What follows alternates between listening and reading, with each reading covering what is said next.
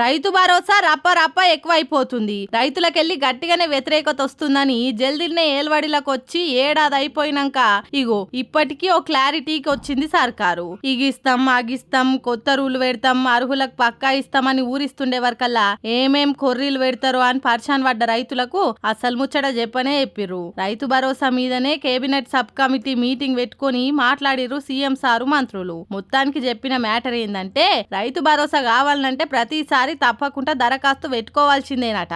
రైతు భరోసా కోసం రైతులు ప్రతి పంటకు సాగు పత్రాలు ఇయ్యాలనట.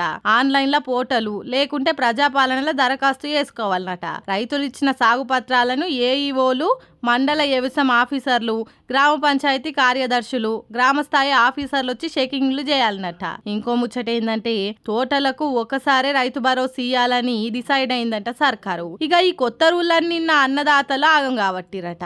మార్పు తెస్తాం అని అంటే ఏమో అనుకున్నాం గాని మరీ ఈ తీర్ల మార్పు తెస్తారా అనుకోలే అని గాయగాయ కాబట్టిరట. ఈ లెక్కన రేపు దరఖాస్తులు తీసుకున్నాక పంటకు చెకింగ్ వచ్చినాక ఆఖరికి వచ్చే వరకల్లా ఏం చేస్తారో చూడాలనుకుంటా బాయికాడ కూసొని బాధపడబట్టిరట పాపం.